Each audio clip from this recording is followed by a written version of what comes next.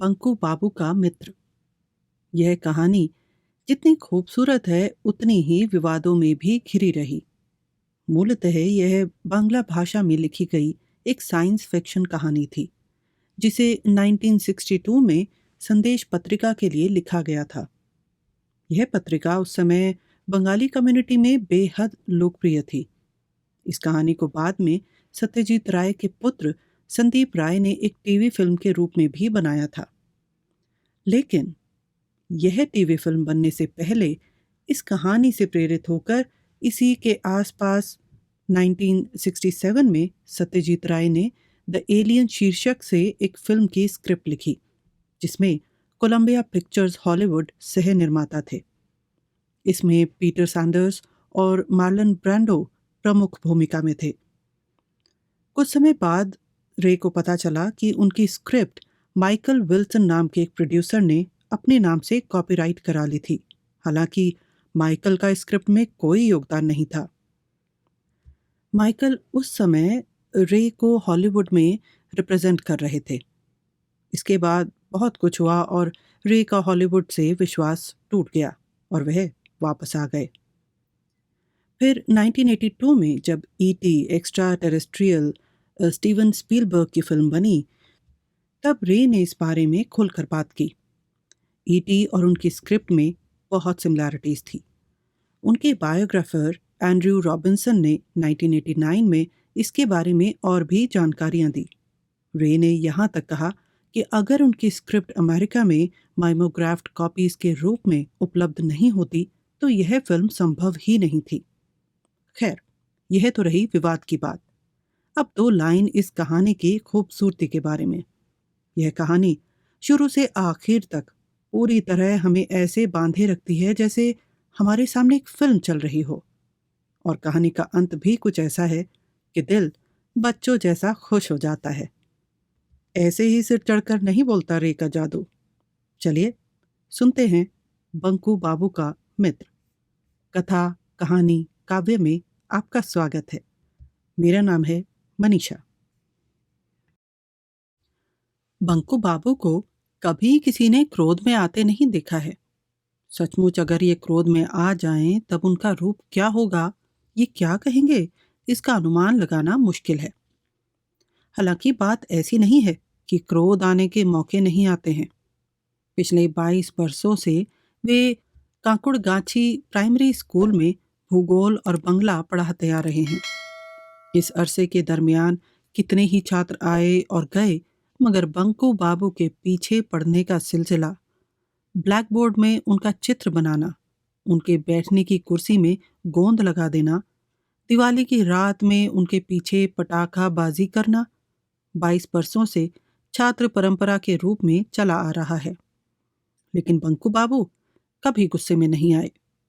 बस गला खंखार कर इतना ही कहा है, छी। इसका अवश्य ही कोई कारण है और वह यह है कि अगर ये गुस्से में आकर मास्टरी छोड़ देते हैं तो उनके जैसे गरीब आदमी के लिए इस उम्र में कोई मास्टरी या नौकरी ढूंढना बड़ा ही मुश्किल है। और दूसरा कारण यह है कि पूरे क्लास के शैतान छात्रों के बीच 2-4 भले छात्र अवश्य रहते हैं। उन लोगों से मेल जोल कर तथा उन्हें पढ़ाकर बंकू बाबू को इतना आनंद प्राप्त होता है कि इसी से उनकी मास्टरी सार्थक हो जाती है। ऐसे छात्रों को वे यदा कदा अपने घर पर ले आते हैं। उसके बाद कटोरा भर भुरभुरी खिलाकर कहानी के बहाने देश विदेश की आश्चर्यजनक घटनाएं उन्हें सुनाते हैं। अफ्रीका की कहानी, मेरू की खोज की कहानी, ब्राजील की आदमखोर मछलियों की कहानी, समुद्र गर्भ में समाये हुए अटलांटिस महादेश की कहानी। बंकू बाबू इन सबों का वर्णन बड़े ही चमत्कारिक तरीके से करते हैं। शनि और रविवार की शाम के वक्त बंकू बाबू गांव के वकील श्री रति मजूमदार के अड्डे में शामिल होते हैं। बहुत बार उन्होंने सोचा है अब नहीं जाऊंगा, अब की आखिरी बार जा रहा हूं। छात्रों की टिटकारी बर्दाश्त करने लायक हो जाने के बावजूद बूढ़ों का उनके पीछे पड़ना उन्हें बर्दाश्त नहीं होता। इस बैठक में उन्हें केंद्र बनाकर जो हंसी दिल लगी चलती है वह सचमुच कभी कभी बर्दाश्त के बाहर हो जाती है। यही तो उस दिन की बात है। 2 महीने भी न गुजरे होंगे, भूत प्रेत की बातें चल रही थी। बंकू बाबू यों सबके सामने अपनी राय जाहिर करने के अभ्यस्त नहीं हैं। ना जाने उस दिन क्या हुआ कि वे कह बैठे कि वे भूत प्रेत से डरते नहीं हैं। अब जाएं तो कहाँ जाएं? ऐसे मौके को लोग भला हाथ से जाने दें? रात में घर लौटते समय बंकू बाबू की रास्ते में बड़ी ही दुर्गति हुई। मित्तर खानदान के इमली के पेड़ के तले कोई लिक लिक लंबा आदमी अपनी देह में भूसा वगैरह लगाकर अंधेरे में उनके बदन पर कूद पड़ा। यह काम इसी अड्डे के षड्यंत्र के अलावा और हो ही क्या सकता है?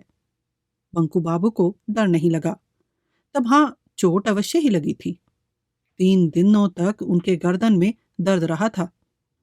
और सबसे जो बड़ी बात हुई वह यह कि उनके नए गुर्दे में स्याही वगैरह लग गई थी तथा वह कई जगह से फट भी गया था।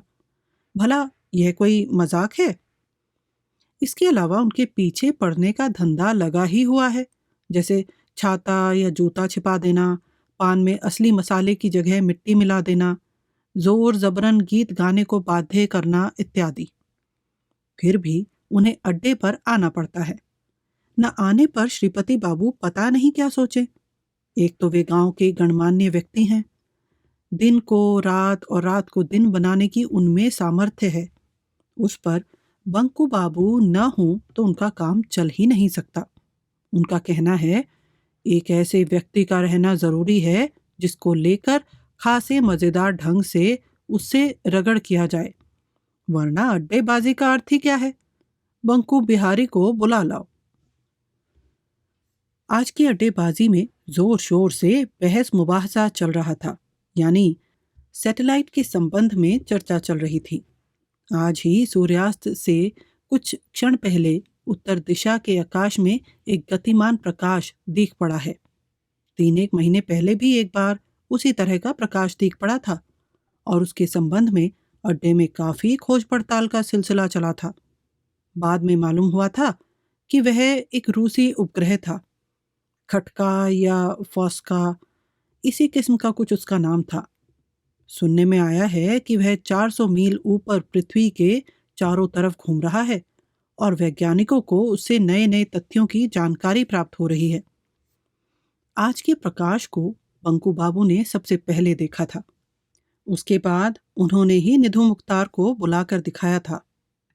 परंतु अड्डे पर पहुंचने के बाद बंकू बाबू ने पाया कि निधु बाबू ने सबसे पहले प्रकाश पर दृष्टि पड़ने का श्रेय बेझिझक अपने आप को दे डाला है और इस वजह से अपनी बहुत ही तारीफ कर रहे हैं।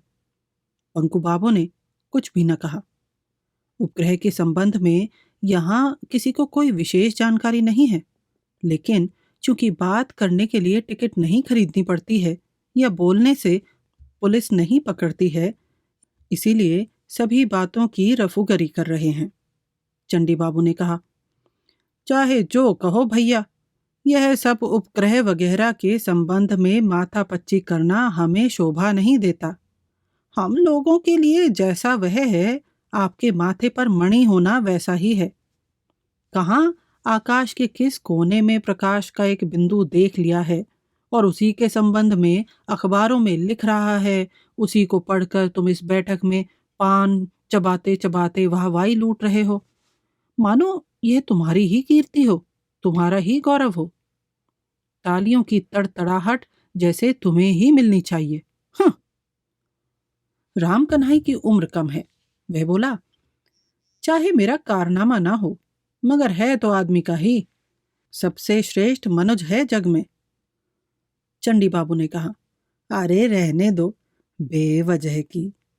आदमी ने नहीं तो क्या बंदर ने उपग्रह बनाया है? मनुष्य के अतिरिक्त है ही क्या? निधु मुख्तार ने कहा, ठीक है, उपग्रह की बात रहे, उसके अंदर कोई आदमी नहीं है, सिर्फ एक यंत्र ही चक्कर काट रहा है। सो तो लट्टू भी चक्कर काटती है, स्विच दबा देने से पंखा भी घूमने लगता है। खैर, मगर रॉकेट रॉकेट की बात यूं ही अनदेखी नहीं की जा सकती है। चंडी बाबू ने मुंह बितका कर कहा, रॉकेट? अरे रॉकेट धोकर तो तुम्हें पीना नहीं है। रॉकेट, मैं दाद देता अगर यह हमारे मुल्क में तैयार होता। किले के मैदान में छोड़ने से अगर चंद्रमा तक पहुंच जाता, हम टिकट खरीद कर देखाते, तो इसका कोई माने होता। राम कन्हई ने कहा, आपने ठीक कहा है। हम लोगों के लिए रॉकेट जैसा, घोड़े का अंडा भी वैसा ही। भैरव चक्रवर्ती ने कहा, मान लो दूसरे दूसरे ग्रहों से कोई चीज इस पृथ्वी पर आती है, आने से क्या होगा? हम तुम तो उसे देख ना पाएंगे। सो तो ठीक है। अड्डे के सभी सदस्यों ने चाय की प्याली को होठों से लगाया। इसके बाद अब बातचीत का सिलसिला चल नहीं सकता। तभी बंकू बाबू ने कांच का टुकड़ा उठाकर धीरे से कहा, अगर यही आ जाए। निधु बाबू ने अवाक होने का बहाना करते कहा, बंका, अब क्या कह रहा है जी? हैं? कौन आएगा यहाँ? कहाँ से आएगा? बंकू बाबू ने फिर आहिस्ता से कहा, दूसरे ग्रह से कोई आदमी वगैरह। भैरव चक्रवर्ती ने अपनी आदत के अनुसार बंकू बाबू की पीठ पर एक धौल जमाते हुए दांत निपोर कर कहा, वाह बंकू बिहारी, वाह! दूसरे ग्रह से आदमी यहाँ आएगा? इस घनघोर देहात में? लंदन में नहीं, मॉस्को में नहीं, न्यूयॉर्क में भी नहीं, यहाँ तक कि कलकत्ते में भी नहीं, बल्कि कांकुड़गाछी में। तुम्हारा शौक तो कम मालूम नहीं होता। बंकू बाबू चुप हो गए, लेकिन उनका मन कहने लगा, यह असंभव ही कैसे हो सकता है? बाहर से जो आते हैं उनका उद्देश्य रहता है पृथ्वी पर आना। उतना हिसाब करके अगर नहीं आए, कांकुड़गाछी में ना आना जैसे संभव है, उसी तरह आना भी तो संभव है। श्रीपति बाबू ने अब तक अपना कोई विचार प्रकट नहीं किया था। अब वे संभल कर बैठ गए और सभी का ध्यान उनकी तरफ खिंच गया। वे चाय का गिलास रखकर अभिज्ञ की तरह गंभीर आवाज में बोले, देखो, दूसरे ग्रह से अगर आदमी आएगा भी तो इस गए गुजरे देश में नहीं आएगा। मेरी यह बात गांठ बांध कर रख लो। खा पी कर मगन रहना ही उनका काम नहीं है, और वे इतने बेवकूफ भी नहीं हैं। मुझे विश्वास है कि वे लोग साहब क्लास के हैं, और आकर उतरेंगे भी तो साहबों के मुल्क में, पश्चिम में। समझ रहे हो ना? बंकू बाबू के अतिरिक्त सभी ने हामी भरी।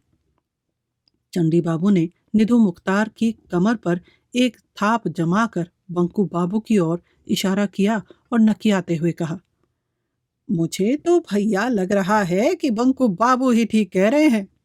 जहां बंकू बिहारी के जैसा आदमी है, वहां लोगों के लिए आना स्वाभाविक है। कहो निधु, ठीक कह रहा हूं ना? मान लो अगर कोई स्पेसिमेन ले जाना होगा तो बंकू के अलावा दूसरा कौन आदमी मिलेगा? निधु मुख्तार ने हाँ में हाँ मिलाते हुए कहा, ठीक कह रहे हो। चाहे अक्ल की बात हो, चाहे चेहरे की, या चाहे ताकत की, बांका बिल्कुल आदर्श है। राम कन्हई ने कहा, एकदम जादू घर में रखने लायक हैं, या चिड़ियाघर में। बंकू बाबू ने मन ही मन कहा, अगर नमूने की बात ही सी जाए तो ये लोग ही क्या 19 हैं? ये जो श्रीपति बाबू हैं, उनका थुथना ऊंटे की तरह है, और वह भैरवी चक्रवर्ती, कछुए की तरह इसकी आंखें हैं। निधु मुख्तार छछुंदर है, राम कन्हई बकरी, और चंडी बाबू चमगादड़। अगर चिड़िया घर में ही रखना हो तो। बंकू बाबू की आंखों में आंसू मड़ाए। वे उठकर खड़े हो गए। सोचा था आज अड्डेबाजी जमेगी। उनका मन उदास हो गया। अब रहना बेकार है। यह क्या, जा क्यों रहे हो जी? श्रीपति बाबू ने चिंता के स्वर में कहा। हाँ, रात हो चुकी है। रात कहाँ हुई है? कल तो छुट्टी का दिन है। बैठो, चाय पीकर जाना।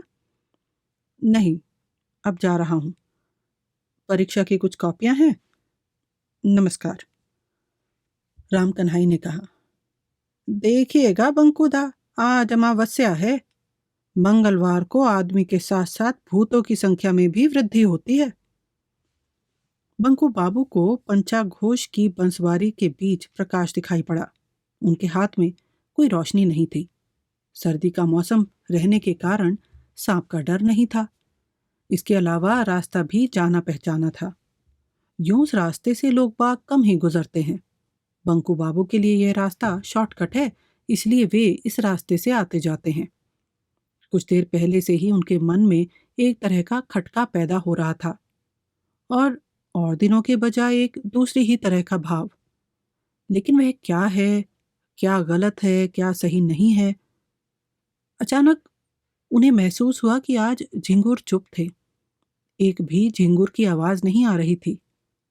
आमतौर पर बंसवारी के जितना अंदर घुसते थे, झिंगुरों की आवाज उतनी ही बढ़ती जाती थी। आज उल्टी ही बात है। यही वजह है कि इतना सन्नाटा रेंग रहा है। बात क्या है? झिंगुरों का दल नींद में खो गया है क्या? सोच ही रहे थे कि 20 हाथ दूर पूरब दिशा में प्रकाश दिखा। शुरू में उन्हें लगा आग लगी है।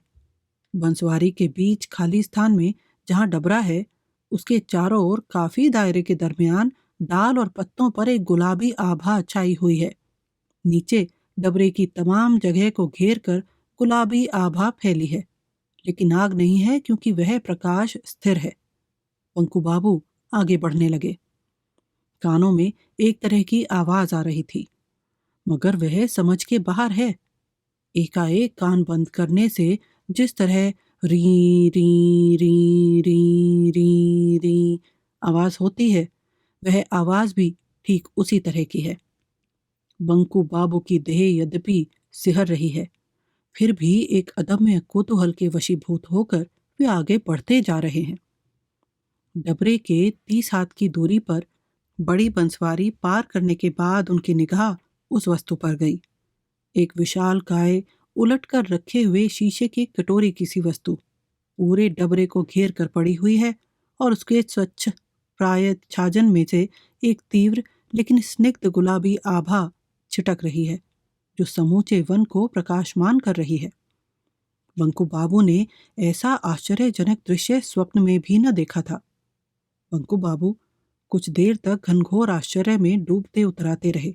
उसके बाद उन्होंने देखा, वह वस्तु स्थिर होने पर भी निर्जीव नहीं है। धीमे स्पंदन की झलक मिल रही है। श्वास प्रश्वास लेने पर जिस तरह आदमी की छाती धड़कती है, उसी तरह वह वस्तु हिल डुल रही है। अच्छी तरह से देखने के लिए बंकू बाबू ज्यों ही 4 हाथ आगे बढ़े होंगे कि उनके शरीर में विद्युत प्रवाह दौड़ने लगा। दूसरे ही क्षण उन्हें महसूस हुआ कि उनके हाथ और पैर किसी अदृश्य बंधन से बंध गए हैं। अब उनके शरीर में शक्ति नामक चीज नहीं है। वह न तो आगे बढ़ पा रहे हैं और न ही पीछे हट पा रहे हैं। कुछ देर तक इसी प्रकार जड़वत खड़े रहने के बाद बंकू बाबू ने देखा, उस वस्तु का स्पंदन धीरे धीरे थम गया, और वह शब्द जो कानों को प्रिय लग रहा था, एकाएक रुक गया। उसके बाद एकाएक रात की निस्तब्धता भंग कर बहुत कुछ आदमी की तरह पर अत्यंत ही महीन गले की चिल्लाहट सुनाई पड़ी। मिली पीपिंग क्यूक, मिली पीपिंग क्यूक। बंकू बाबू चिहुक कर जड़वत हो गए। बाप रे, यह कौन सी भाषा है? और जो बोल रहा है वह है कहाँ? दूसरी चिल्लाहट सुनते ही बंकू बाबू की छाती धौंकने की तरह चलने लगी। Who are you? Who are you? यह तो अंग्रेजी है। हो सकता है उन्हीं से सवाल किया जा रहा है। बंकू बाबू ने थूक निकल कर कहा, I am Banku Bihari sir, Banku Bihari Dutt. सवाल पूछा गया, are you English? Are you English? Banku बाबू ने चिल्लाकर कहा, no sir, Bengali Kayastha sir. थोड़ी देर तक चुप्पी छाई रही। उसके बाद स्पष्ट उच्चारण में शब्द बाहर आया, नमस्कार। बंकू बाबू ने राहत की सांस लेकर कहा, नमस्कार नमस्कार। इतना कहते ही उन्हें महसूस हुआ उनके हाथ और पैरों का अदृश्य बंधन अपने आप खुल गया है। वे चाहते तो भाग सकते थे, पर भागे नहीं, क्योंकि उन्होंने देखा उस विशालकाय शीशे के स्तूप का एक हिस्सा आहिस्ता आहिस्ता दरवाजे की तरह खुल गया। उस दरवाजे से शुरू में चिकने बॉल की तरह का एक सिर बाहर निकला, उसके बाद एक अद्भुत प्राणी का शरीर। सिर के अलावा लंबे छरहरे शरीर का तमाम हिस्सा एक झिलमिलाती गुलाबी आभा से ढका था। चेहरे पर कान और नाक के स्थान पर दो दो और होंठ के स्थान पर एक छेद थे। रुआं या बाल का कहीं नामो निशान नहीं था। हल्दी के रंग की दोनों गोल गोल आंखें इस तरह चमक रही थी जैसे कोई रोशनी जल रही हो। वह आदमी धीरे धीरे बंकू बाबू की ओर आया और 3 हाथ के फासले पर रुककर उनकी ओर अपलक ताकने लगा। बंकू बाबू के हाथ अपने आप जुड़ गए। लगभग 1 मिनट तक देखने के बाद वह प्राणी बांसुरी की तरह महीन आवाज में बोला, तुम मनुष्य हो? बंकू बाबू ने कहा, हाँ। प्राणी बोला, यह पृथ्वी लोक है? बंकू बाबू बोले, हाँ। ठीक ही समझा हूं। यंत्रों ने गड़बड़ी पैदा की। प्लूटो में जाने की बात थी। मन में एक प्रकार का संदेह था। यही वजह है कि शुरू में तुमसे प्लूटो भाषा में सवाल किया था। जब देखा तुम कोई जवाब न दे रहे हो तो समझ गया पृथ्वी पर आ पहुंचा हूं। मेहनत बेकार साबित हुई। छी छी, इतनी दूर आने पर। और एक बार ऐसा ही हुआ था। जाना था बुध और चला गया बृहस्पति पर। 1 दिन का अंतर हुआ और क्या। बंकू बाबू क्या कहें, उनकी समझ में नहीं आया। इसके अलावा उन्हें यूं ही बेचैनी जैसी लग रही थी क्योंकि वह प्राणी अपनी पतली पतली उंगलियों से उनके हाथ पैर दबा दबा कर देखने लगा था। दबाना बंद करके वह प्राणी बोला, मैं केनियस ग्रह का अंग हूं, आदमी से बहुत ही ऊंचे स्तर का प्राणी। यह लिक लिक सा 4 फुट का प्राणी मनुष्य से ऊंचे स्तर का है? कहने से ही हो गया। बंकू बाबू को हंसने की इच्छा हुई, लेकिन आश्चर्य की बात, उस प्राणी ने बंकू बाबू के मन का भाव समझ लिया। वह बोला, इसमें अविश्वास करने की कोई बात नहीं। इसका सबूत है। तुम कितनी भाषाएं जानते हो? बंकू बाबू ने सर खुजलाते हुए कहा, बांग्ला, अंग्रेजी और वो हिंदी, यानी यानी 2.5 भाषाएं। हाँ, मैं 14,000 भाषाएं जानता हूँ। तुम्हारे सौर जगत में ऐसी कोई भाषा नहीं जिसे मैं न जानता हूँ। इसके अलावा दूसरे 31 ग्रहों की भाषाओं की जानकारी मुझे है। इनमें से 25 ग्रहों में मैं खुद जा चुका हूँ। तुम्हारी उम्र कितनी है? 50। मेरी उम्र है 833 वर्ष। तुम जानवर खाते हो? बंकू बाबू ने अभी अभी कुछ दिन पहले काली पूजा में बकरे का मांस खाया था। इनकार करें तो कैसे? अंग ने कहा, हम नहीं खाते। कुछ 100 साल पहले ही हमने खाना छोड़ दिया है। पहले खाते थे। हो सकता है मैं तुम्हें भी खा जाता। बंकू बाबू भय से सिहर उठे। यह वस्तु देख रहे हो ना? अंग ने कंकड़ की तरह एक वस्तु बंकू बाबू के हाथ में रख दी। उसे हाथ में लेते ही बंकू बाबू के सर्वांग में ऐसी सिरहन दौड़ गई कि उन्होंने तत्काल उस पत्थर को वापस कर दिया। अंग ने हंसकर कहा, क्योंकि यह वस्तु मेरे हाथ में थी, इसीलिए तुम उस वक्त आगे नहीं बढ़ पाए। कोई आगे नहीं बढ़ सकता है। दुश्मन को बिना घायल किए शक्तिहीन बना देने वाली ऐसी दूसरी कोई वस्तु नहीं है। बंकू बाबू अब सचमुच हैरान हो गए। हैं? आंग ने कहा, ऐसी कोई जगह या दृश्य बताओ जिसे तुम देखना चाहते हो पर देखना संभव नहीं हो पाता हो। बंकू बाबू ने सोचा, सारी दुनिया ही देखने को बाकी रह गई है। भूगोल पढ़ाता हूँ, मगर बंगाल के कुछ गांव और शहर के अलावा मैंने देखा ही क्या है। बंगाल को ही पूरा कहाँ देख पाया हूँ। हिमालय की बर्फ नहीं देखी है, दीघा का समुद्र नहीं देखा है, सुंदरवन का जंगल नहीं देखा है, यहाँ तक कि शिवपुर के बगीचे के बरगद के उस दरख्त तक को मैंने नहीं देखा है। बंकू बाबू ने कहा, मैंने बहुत कुछ देखा ही नहीं है। जैसे गर्म मुल्क के आदमी हैं, इसीलिए उत्तरी ध्रुव को देखने की बड़ी ही इच्छा होती है। अंग ने शीशा लगी हुई एक नली निकालकर बंकू बाबू के चेहरे के सामने रखा और कहा, इसे आंखों पर लगाओ। आंखों पर लगाते ही बंकू बाबू के रोंगटे खड़े हो गए। ये क्या संभव है? उनकी आंखों के सामने बर्फ की मरुभूमि फैली है। उस मरुभूमि के बीच बीच में मस्तक ऊंचा किए पर्वत के समान तुषार खंड खड़े हैं। ऊपर चटक नीले रंग से इंद्रधनुष के रंगों में बने चित्र क्षण क्षण रूप बदल रहे हैं। ऑरोरा बोरियलिस, वह क्या है? वह क्या है? इग्लू, वह रहा ध्रुवीय भालू का झुंड, और वह पेंगुइन की जमात।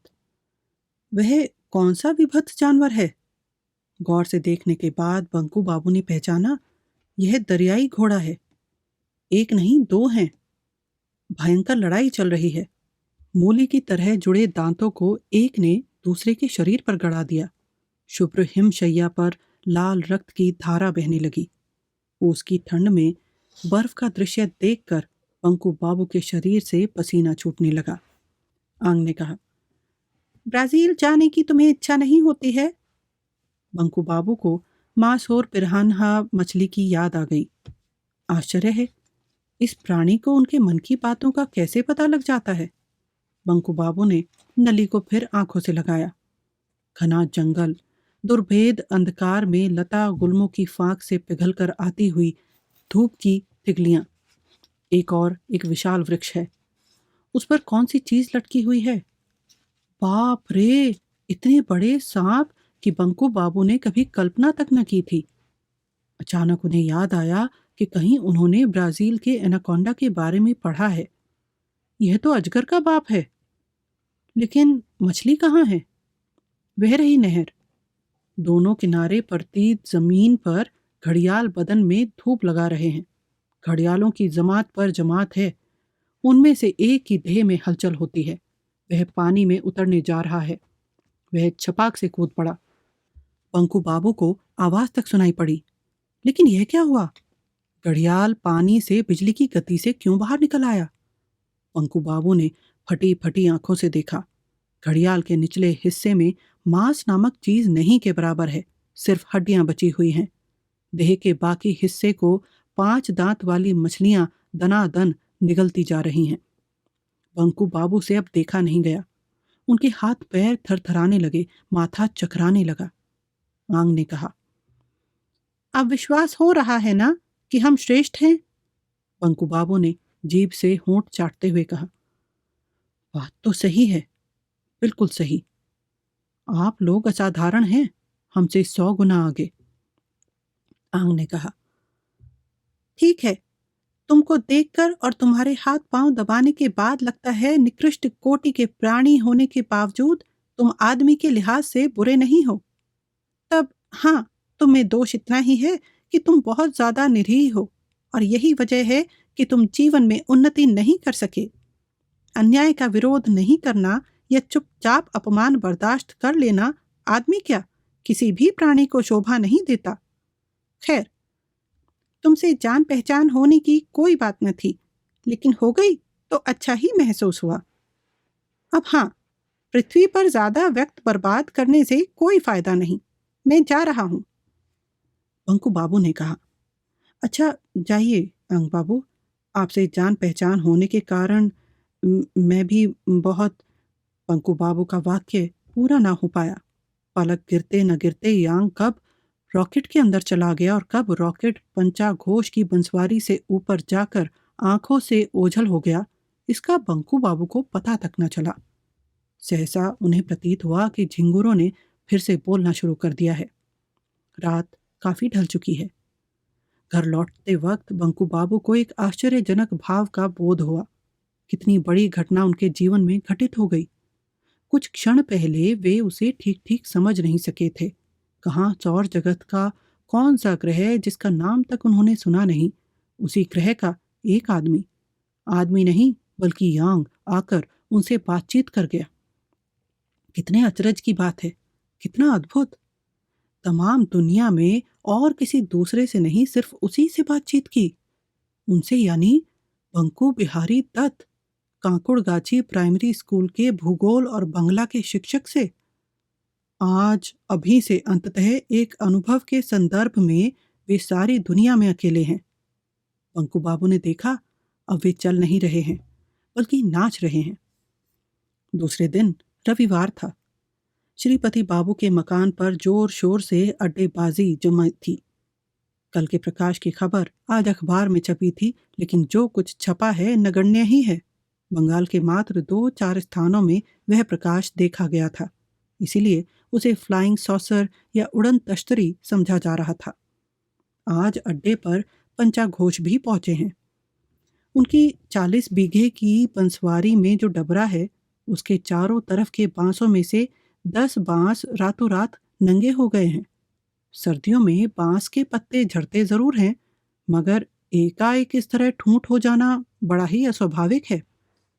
किसी विषय पर बातचीत का दौर चल रहा था कि तभी भैरव चक्रवर्ती ने एकाएक कहा, आज बंकू बाबू को आने में देर क्यों हो रही है? बात तो सही है, अब तक किसी ने इस पर ध्यान नहीं दिया था। निधु मुख्तार ने कहा, बांका क्या आज आसानी से इधर आएगा?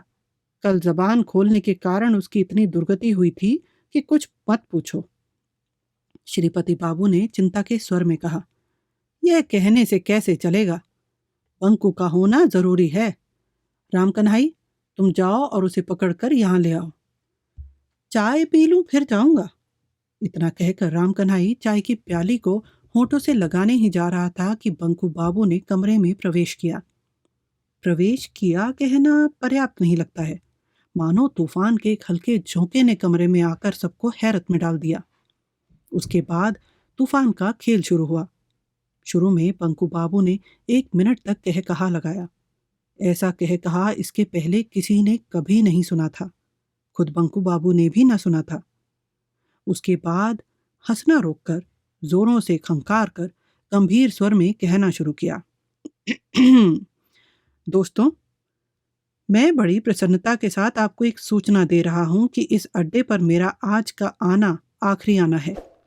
आप लोगों के दल को त्यागने के पूर्व आप लोगों के सामने कुछ शब्द प्रकट करना चाहता हूं, और मैं इसी उद्देश्य से यहाँ आया हूं। नंबर 1, जो सब पर लागू होता है। आप लोग सभी बेकार का बकवास करते हैं। जिस विषय की जानकारी ना हो और उस पर बहुत ज़्यादा बोला जाए तो लोग बोलने वाले को बेवकूफ़ कहते हैं। नंबर 2, यह बात मैं चंडी बाबू से कह रहा हूँ।